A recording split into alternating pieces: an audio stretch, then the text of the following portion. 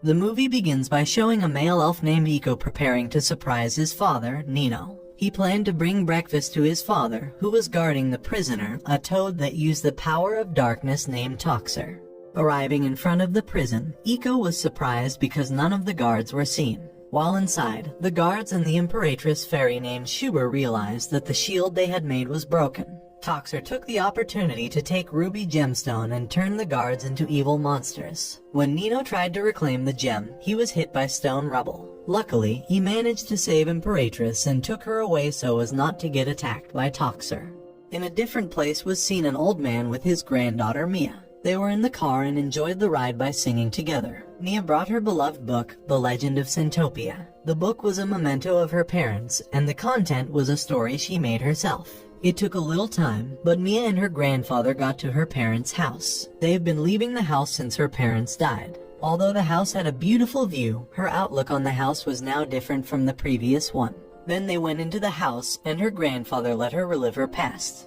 Mia missed her parents so much. She began to remember her childhood in that house. She used to be told about unicorns by her mother, but suddenly, the mattress she was sitting on was broken. She relived her childhood memories by cleaning the house with her grandfather.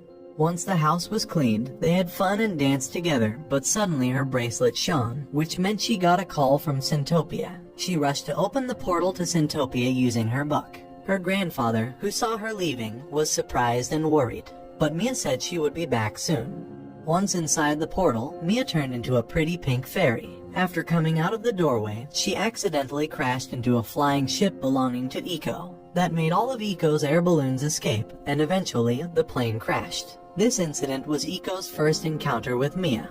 Still, on the same day, a summer festival was going on. A shuffle competition was being held there, but Iko's flying ship suddenly fell, making all the participants run. They then got off the plane. Mia was greeted by her fairy friends Mo, Yuko, and Anchao. While Iko came to the place because he was sent by Imperatress Shuba to report to King Rainer if Toxer managed to escape the seal. In the name of Imperatress, he gathered an army to defeat Toxer before he took Lotus Island and all the elves. The bad news was that the king and queen said that the only person who could defeat Toxer was gone from the fairy world. Then they remembered a prophecy stating that a child from another world would collect 3 magical objects from defeating evil. Considering it, made the fairies put their hopes on Mia.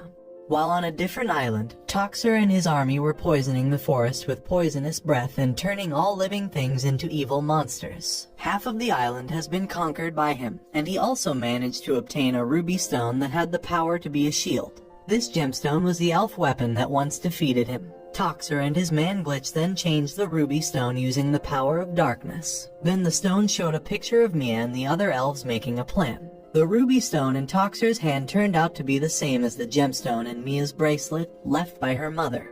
The meeting in the fairy world continues. Iko realized that Mia's bracelet came from the fairy world made on Lotus Island because it was similar to the one in the unicorn's body, Stormy. So, the 3 gemstones are meant in the prophecy. They were the new ruby in Toxer's hand, the gemstones in Mia's bracelet, and the gemstones belonging to Unicorn Storm. To defeat Toxer, Mia has to get the 3 stones.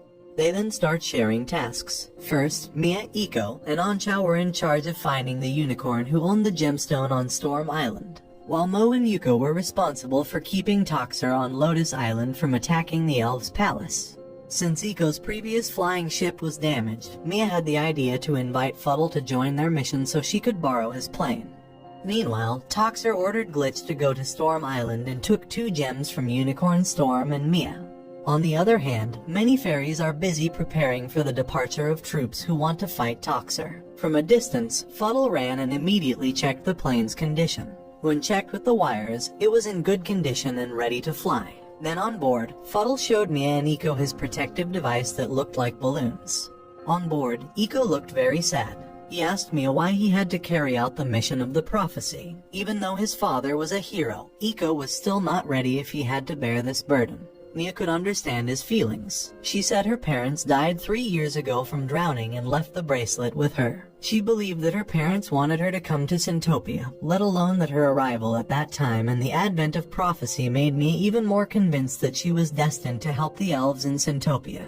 Unknowingly, they had arrived at the outskirts of Storm Island. Iko felt there was another plane following them. When he tried to find out, it turned out that the plane belonged to Toxer's men, who were now chasing after Eco and managed to hijack the flying ship. Then Glitch attacked Mia and managed to grab her gemstone. When they were fighting, suddenly there was a lightning bolt that struck them, causing their plane to crash on Hurricane Island. Fuddle was saddened because his artificial plane was damaged, and so was Mia, who lost her gemstone.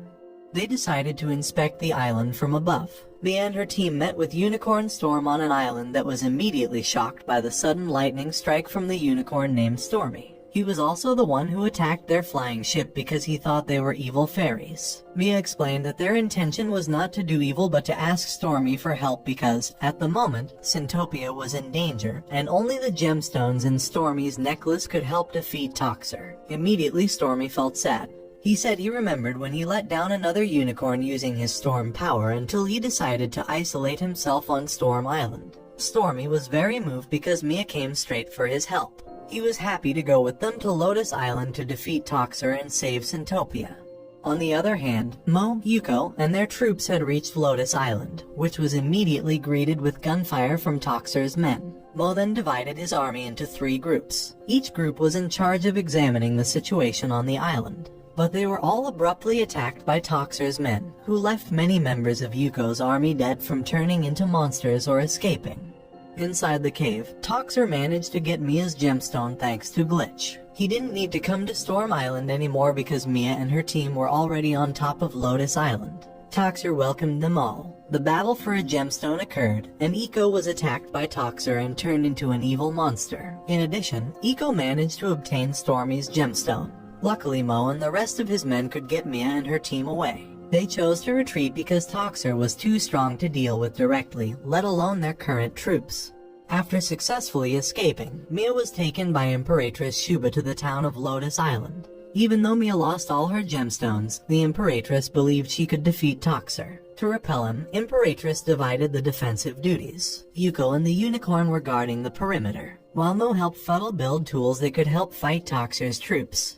On the other side, Toxer threw all the gemstones into the pool of fear and then ordered Glitch to prepare troops because, in a moment, he was going to attack the boundary wall of Lotus Island.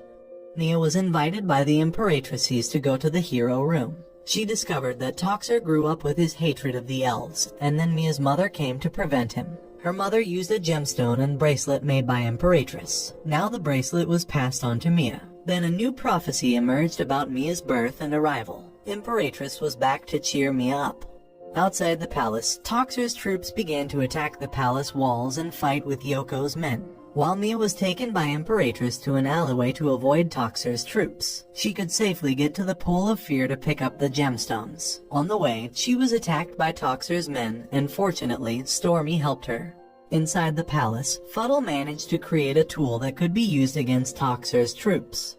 Upon Mia's arrival at Toxer's post, Mia was intercepted by Eco. She tried to disenchant him. Luckily, Eco managed to suppress the poison that affected him and let Mia into the pool of fear. The pawn revealed Mia's greatest fears as she entered, but she managed to counteract them by remembering her memories with her precious grandparents and fairy friends. Mia managed to get the 3 gems but needed help to get to the surface. Luckily, Eco pulled her up. Eco could now retake control of himself. Mia then took him flying, but they both fell right around Toxer's troops because Eco was heavy. Soon, Stormy came and helped defeat Toxer's army, and he took Eco and Mia away to fight Toxer.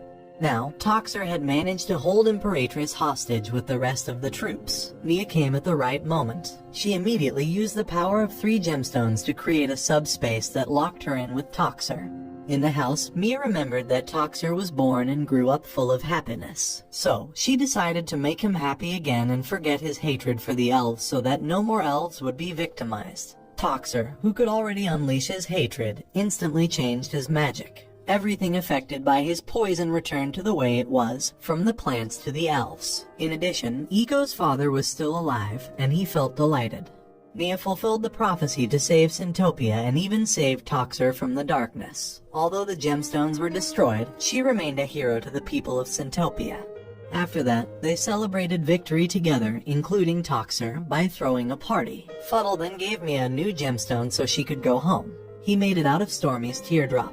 But the new gem could only be used once, which meant that once she got home, Mia would no longer be able to come to Centopia. Before leaving, Mia didn't forget to say goodbye to everyone, especially her friends, after which she used her gemstone and entered the dimensional portal. Mia could return home safely and meet her grandfather even though she had been in Centopia for days. It turned out that her real time only went for a few minutes. Her grandfather felt pleased and hugged her. Before telling her experience, Mia wanted to spend time with him so that she could make many memories.